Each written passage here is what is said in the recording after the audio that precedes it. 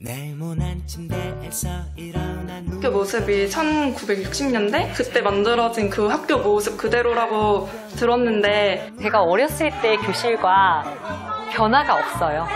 똑같아요. 책상, 그냥 네모난 공간. 네모난 교실, 네모난 칠판, 네모난 운동장까지 학교는 오랜 세월 제자리걸음인데요. 저희가 어떻게 바꿀 수 있는 부분이라고 생각을 안 했으니까 그냥 그런가 보다 하고 살았는데 지금 학교 수업 방식도 많이 바뀌고 있는데 이거에 맞춰서 학교 공간도 계속 바뀌어야 된다고 생각을 해요. 그렇다면 학생들은 어떤 학교를 원할까요? 벌집 모양이고 친구들 이렇게 해가지고 친구는 또 여기 앉아가지고 대화도 할 수 있어요. 아늑한 벌집 모양의 휴식 공간.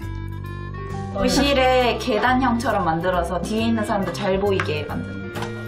뒷자리 학생들을 배려한 계단식 교실.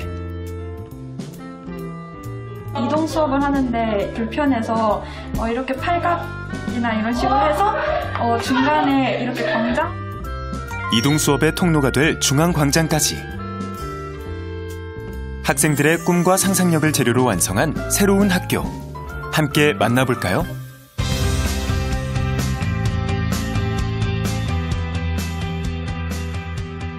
안녕하십니까. EBS 미래교육 플러스 신정호입니다. 세트가 확 바뀌었죠? 미래교육 플러스가 오늘 새롭게 단장을 했습니다. 이 공간이 달라지니까 기분도 좋고 또 프로그램에 임하는 각오도 오늘 남달라지는 것 같습니다.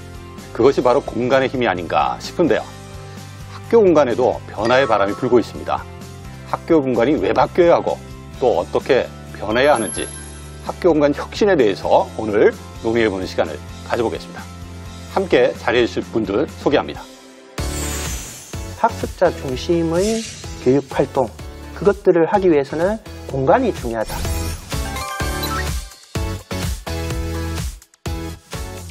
교육과 공간이 서로 융합이 돼서 고민을 하지 않은 게 저는 원인이 아닌가 싶습니다.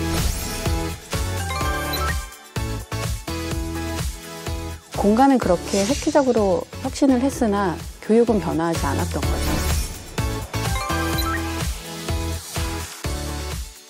이 공간이 주는 엄청난 힘이 있구나.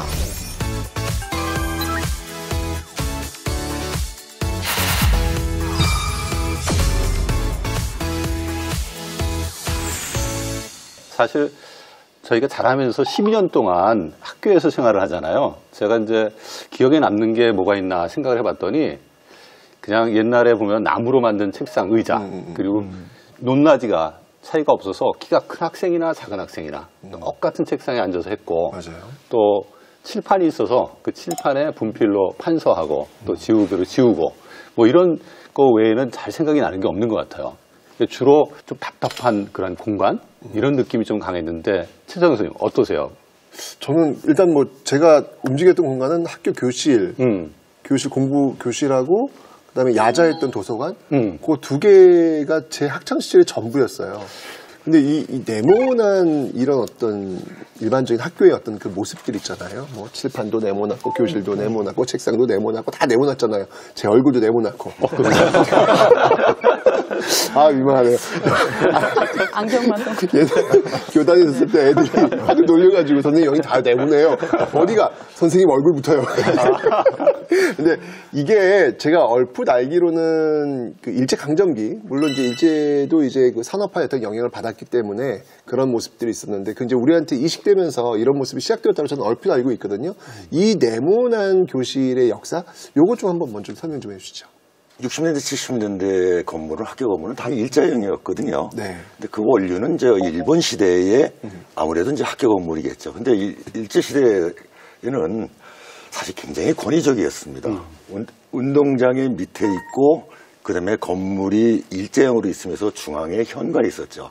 가장 권위적인 건물 형태가 바로 이제 우리 학교의 중앙에 있는 이제 이런 개념들이었는데, 사실 이제 60년대, 70년대는 그런 거에 대한 고민 없이 빨리 학교 교실 짓는 거였습니다. 그러다 보니까 이게 너도 나도 그냥 짓기에 바쁜 것이죠. 고민을 안 해왔습니다. 어떻게 보면 이제 그러한 과정이 이제 우리가 1997년도에 교육개혁 이전까지 거의 이어져 왔고 교육과 공간이 서로 융합이 돼서 고민을 하지 않은 게 저는 원인이 아닌가 싶습니다. 1962년도에 학교시설 표준 설계도가 이제 제정이 되었는데 그 지침에 따라서 교수님 말씀대로 빠르게 학교시설을 투입을 하고 보급하는 것에 이제 초점이 맞춰졌죠. 그동안에 이제 6차에 걸쳐서 개정이 이루어지면서 아이들이 이제 커가는 속도에 비례해서 교실 공간의 크기는 조금 늘어났으나 아주 이렇게 좀 세세한 부분을 다루지 못했다. 이제 그런 부분들이 이제 시대적 요구와 더불어 이제 1990년대 이후에 이제 학교 공간 혁신 사업으로 이어지게 된 것 같습니다. 예. 근데 이 교수님, 그 90년도에 표준 설계도가 폐지됐다면 네, 그렇습니다. 그 이후로 30년이 지났잖아요. 예. 이 많은 변화가 좀 있었기를 우리는 기대할 수 있는 건데 사실 큰 변화는 없었단 말이에요. 예, 이제 90년대 표준 예. 설계도를 폐기하기 직전에 이제 학교 시설 현대화를 해서 교육부에서 이제 서울 불암 초등학교를 대상으로 그 시범학교를 이제 지은 적이 있습니다. 그리고 이제 폐지하면서 외부 건축사에게 이제 용역을 줬는데 그때 당시만 해도 외부 설계 사무실이 전에 걸 쫓아하는 그런 패턴이 거의 이제 뭐 2000년까지 이어져 왔고 2000년 이후에 이제는 현상 설계를 통해서 좀 더 다양하게 그런 변화가 좀 있었습니다. 예. 그게 이제 또 그런 것도 있을 것 같아요. 늘 해오던 거. 그렇죠. 그거 하는 게 제일 안전하거든요. 여기서 살짝 바꾸면 또 여기저기서 또 소리가 많이 들려와서 아마 그 입지가 이렇게 폭넓진 않았을 거다라는 생각이 드는데 요즘 이렇게 보면은 이게 그냥 학교를 그냥 리모델링하는 수준이 아니라 그냥 혁신적으로 좀 바꿔야 된다. 이제 이런 이야기들이 많이 들리고 있거든요. 이런 거엔 또 어떤 배경이 있을까요? 혁신에도 좀 아픔의 기억이 있는데. 아픔의 기억이다. 네. 김대중 정부 시절에 열린교실이라는 정책이 있었습니다. 그래서 복도하고 교실 간의 사이 벽을 정말 없애버린 거죠. 열었습니다. 그런데 공간은 그렇게 획기적으로 혁신을 했으나 교육은 변화하지 않았던 거죠. 학생 수나 그리고 교수 방법이나 이런 것은 과거 그대로고 교실만 그렇게 하다 보니까 선생님들께서 소음에 더 이상 견디지 못하고 학교 가보면 이제 가벽으로, 그러니까 샌드위치 패널로 다 막아놓은 거를 확인을 할 수가 있어요.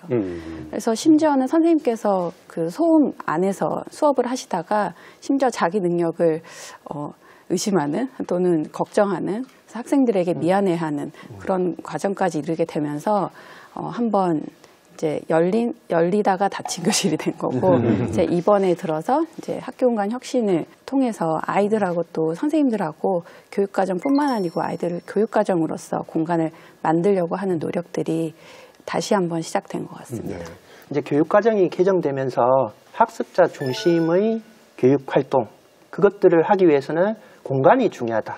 그 학교 공간이 어떤 구조를 가지고 있는지에 따라서 학생들의 창의력과 그 다음에 개방성을 높일 수 있다라는 이제 사회적 공감대가 형성이 되었고요.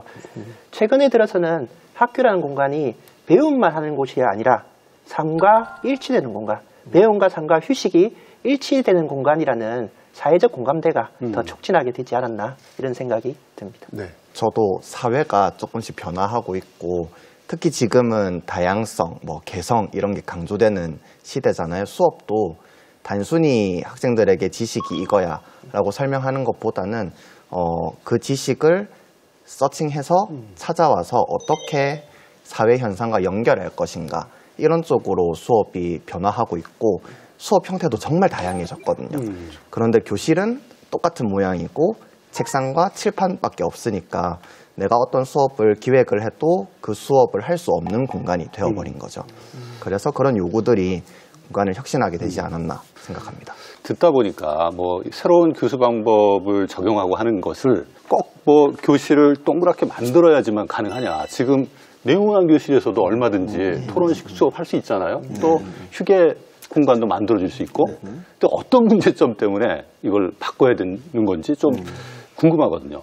초중고마다 이제 교육 제도가 점차 바뀌고 있죠. 진화되고 있는데 이제 중학교 때는 이제 자유학기제 그리고 고교학점제 관련해서 더 이상 교실 안에 머무는 수업은 이제는 점차 사라지고 있는 것 같습니다. 초등학교도 마찬가지로 정규 수업, 이제 담임 선생님하고 정규 수업 외에 뭔가 방과후 수업이나 또는 외부에서 들어오시는 선생님하고 같이 수업을 할 때는 이동을 해서 수업하는 경우가 많이 생기거든요. 그래서 우리가 교실 안에서 책상의 모든 형태를 바꾼다고 해서 우리가 변화하는 수업 형태에 대응할 수 있는가라고 생각을 해보면 그래도 한번 공간을 새롭게 한번 변화하는 수업 교수 방법대로 한번 변화가 필요하지 않나라고 생각이 듭니다. 그런 게 있는 것 같습니다. 막연한 두려움, 변화에 대한 제가 학생들이 그냥 지금 바깥에 카페에 가서 학생들을 가르친다고 생각을 하면 왠지 학생들이 나를 안 쳐다봐주고 다른 곳에 주의가 산만해질 것 같은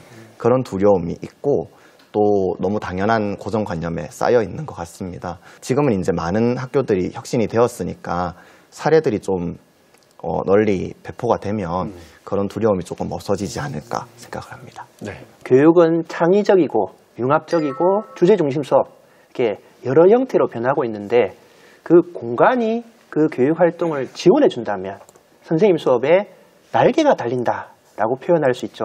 그래서 현재의 공간은 교육 과정을 지원하는 데서 부족한 부분이 조금 문제가 있지 않나 그런 생각이 듭니다. 네. 아니 근데 사실 뭐 교실이 지금 확 바뀌었어요, 사실은요. 네.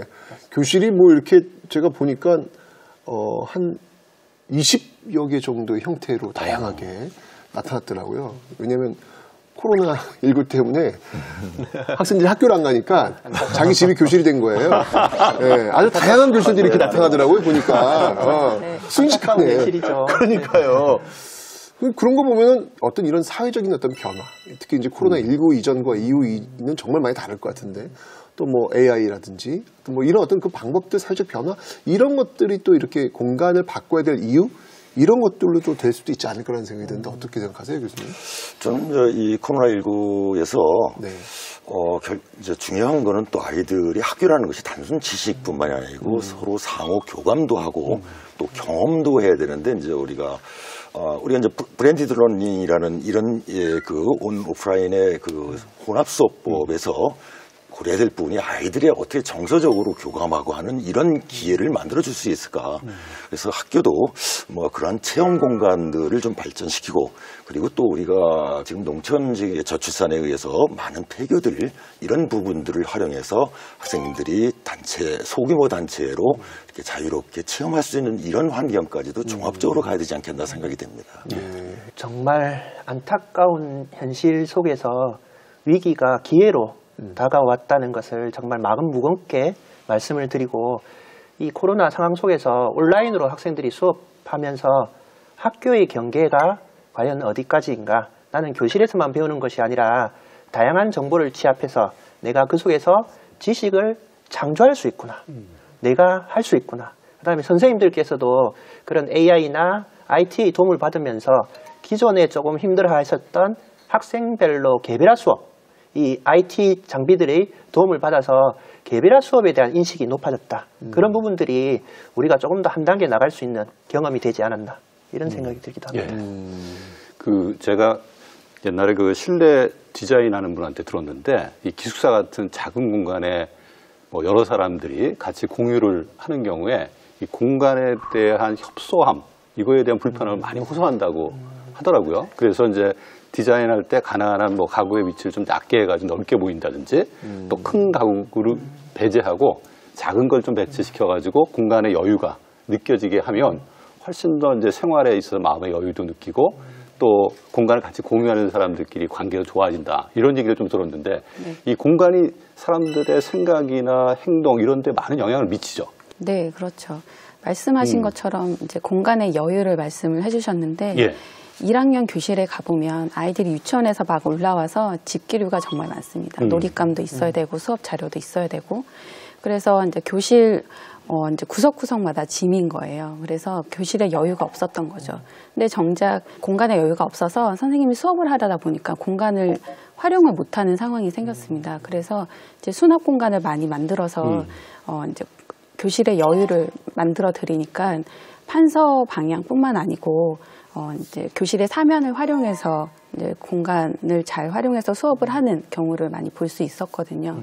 그것처럼 사실은 우리가 그 안에서 살고 있으면서도 그 공간이 얼마나 큰지 작은지 이제 가늠할 수 없을 정도로 그 여유를 못 느끼고 있는데, 그런 것을 이제 사람들한테 한번 물어보고 거기 사는 사람들한테 이제 생활 패턴을 좀 살펴보면은 그 공간을 잘 활용할 수 있는 내용을 좀 파악을 할 수 있을 것 같아요. 그래서 그 내용을 공간에 디자인을 할 수 있고. 그 뭐 학교 공간 뭐 디자인 워크숍 뭐 이런 게 있나요? 네, 학교 공간 혁신 사업이 아까 말씀드렸던 것처럼 공간을 주제로 학교 안에 사용자들을 만나는 작업들이에요. 그래서 이제 거기 안에 사는 사람들한테 한번 물어보자. 앞으로의 우리 학교가 어떻게 변화해야 되는지에 대해서 이야기하는 작업들을 워크숍이라고 하는데, 그런 형태들은 좀 다양한 형태대로 이루어집니다. 왜냐하면 각 주체가 다르니까요. 그래서 학생에 맞게, 교사에 맞게, 그리고 학부모님들에 맞게 이야기를 이제 나누는데, 이제 크게는 이렇게 흘러가는 것 같아요. 우리가 학교 안에서 어떻게 살아왔는지, 그리고 우리가 일상적으로 또는 너무 평범하게 여겼던 그 여유 공간들을 찾고, 그 여유 공간을 우리가 어떻게 활용하고 또는 활용했으면 좋겠는지 같이 디자인해 나가는 작업을 사용자 워크숍이라고 합니다. 그런 작업을 통해 가지고 이제 학교 현장에 변화를 주면 이 공간의 변화가 교육에는 어떤 영향을 미칠 수 있을지 좀 궁금은 하거든요. 네, 최근에 2017년에 서울시에서 꿈을 담은 교실 만들기를 진행을 했을 때 20명의 건축가분들이 한 개 학교와 매칭돼서 교실 공간에 대해서 고민을 하는 작업들이 있었습니다. 그래서 그때 가장 크게 이슈가 됐던 것이 교실하고 복도 간의 관계를 어떻게 우리가 생각을 해야 되고, 그리고 그 벽을 어떻게 활용해서 공간의 여유를 만들고, 그리고 교실 안에 수업의 형태를 바꿀 수 있는가. 여러 가지 사례가 있는데, 그 중에 하나는 보통 교실을 우리가 들어간다라고 생각하면 어느 문을 주로 활용을 하셨어요? 당연히 교사이니까 앞문으로 가죠. 학생일 때는요? 학생일 때는 어디 감히 앞문입니까? 뒷문으로 가야죠. 그렇죠. 저도 그랬습니다. 네. 저는 오히려 세대 차이를 덜 느꼈는데, 네. 사실은 나이대가 세대 차이가 나는데도 이런 건 공감대가 저희를 유지를 하잖아요. 그래서 그런 고정관념을 깨는 그런 교실도 있었습니다. 교실의 출입구를 가운데로 삼는 거죠. 그래요? 출입구 가운데 있어요? 또는 선생님은 항상 교실에 어디에 있었던 것 같으세요? 앞이죠, 당연히. 네, 칠판 앞이죠. 그렇죠. 근데 선생님의 자리를 저희 문이 있는 벽 쪽 중에서 가운데 선생님 위치, 선생님의 자리를 만들고, 그러니까 선생님의 방향이 바뀌니까 수업의 형태도 다양해지는 거예요. 네, 그것처럼 이제 공간이 수업의 형태를 좌지우지하는 그런 내용들을 꿈을 담은 교실 만들기 사업에서 많이 봤었습니다. 선생님을 아예 그냥 센터에다 볼까? 그렇죠. 그렇게 해서 벽에 문과 문 사이에 딱 놓으면 어떻게 보면 더 중앙에 이제 교사가 위치하는 변화를. 저는 아예 그냥 가운데 센터에. 가운데? 아예 한가운데. 그런 것도 어떤 친구들은 선생님 자리를 복도에다 놨으면 좋겠다라고 이야기하는 친구들도 있었어요. 네. 근데 이게 지금 얘기를 들어보니까 이 공간을 바꾸는 데 있어서 다양한 주체들의 의견을 수용하는 게 되게 중요한 것 같아요. 선생님 의견도 듣고 학생 의견도 듣고, 또 요새는 그 지역 공동체하고 학교가 그 공간 공유 같은 거 많이 하니까 또 지역 공동체 의견도 좀 수렴해보고, 이런 절차들이 좀 필요할 것 같은데, 연구사님 어떻습니까? 이 학교 혁신, 그 공간 혁신 과정에 그런 절차들이 마련되어 있나요? 현재 진행되고 있는 사업으로 절차를 설명을 드리면, 현재 이제 그린 스마트 미래 학교 사업이 추진 중에 있습니다. 이제 학교를 선정할 때 학교 교육 공동체가 의논해서 우리 학교는 이런 비전을 가지고 미래 학교로 나가자라는 그 신청을 교육청에 하게 되고요. 교육청하고 교육부가 그것을 검토해서 해당 학교를 선정하게 됩니다. 그럼 해당 학교가 선정이 되면 그 학교 구성원들, 학생, 학부모, 지역사회, 교원, 그 다음에 사정기획가들이 함께 우리 학교는 미래를 어떻게 바뀌었으면 좋겠는지 그 워크숍을 통해서 사정기획 보고서를 만들고요. 우리 학교는 이렇게 건물을 만들어주세요라는 서류 비슷하게 되는 겁니다. 거기에 따라서 설계가 이루어지고 건물이 만들어지고 준공이 되는 그런 절차들로 진행이 되어서 짧게는 1년에서 길게는 2년 정도 진행되고 있습니다. 아니, 그래서 그렇게 해서 학교들이 지금 계속 바뀌는 거에 대해서 저는 이게 얘기가 되면서 이게 혹시 일회성, 단발성 아닌가? 왜냐면 이렇게 눈에 이렇게 잘 안 보여요. 이렇게 분명히 우리는 얘기를 하고 있는데 그 눈에는 여전히 똑같은 거라서 이런 게 계속 순차적으로 바뀌고 있는 거겠죠? 그렇죠. 지금 이제 건축가님께서 말씀하셨던 서울시 교육청 사업들은 몇몇 학교들이 이제 나타나고 있고요. 학교 공간 혁신 사업이나 그린 스마트 미래 학교 사업은 방금 전에 말씀드린 것처럼 선정에서부터 완공까지를 따지면 한 3년 정도 소요되기 때문에 이제 학교들이 설계되고 만들어지고 있는 과정 중이어서 우리 주변에는 잘 보이지 않으나 2, 3년만 기다리시면 우리나라도 저런 학교를 가질 수 있구나. 우리나라도 이런 학교에서 아이들이 창의성을 펼칠 수 있구나. 그런 학교들이 주변에 많이 나타나게 될 것입니다. 3년 기다리겠습니다.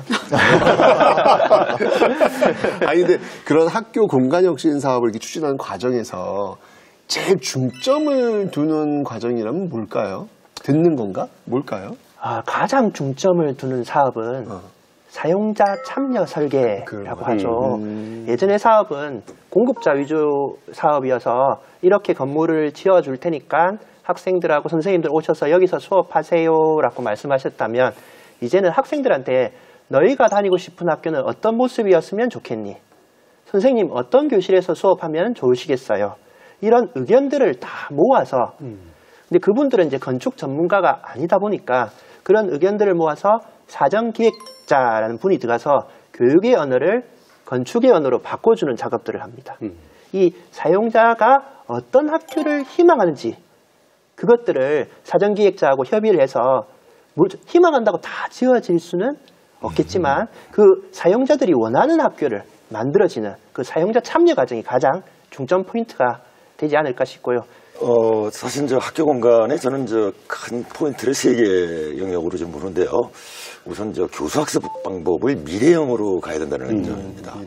두 번째는 학교에 아이들이 머물면서 일하는 생활 환경을 정말 가정과 같이 편안하게 행복한 학교로 만들어야 되는 점이고요.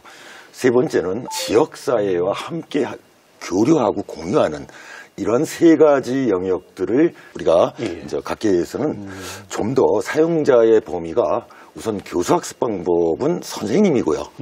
또 아이들의 생활 공간은 학생이고 또 지역과의 연계는 학부모나 지역 주민이 되겠습니다. 이런 분들의 그래서 이 관점을 사용자 관점이라고 보는 것은 학교도 학생 중심으로 한다라면은 학교에 들어가는 아스팔트가 아니고 학교에 들어가는 아이들의 산책길이 되고 또 복도가 아니고 휴게 공간이 되고 이런 변화들을 사용자를 통해서 우리가 그걸 찾아내고 공간을 혁신하자는 의미라고 좀 볼 수 있겠습니다.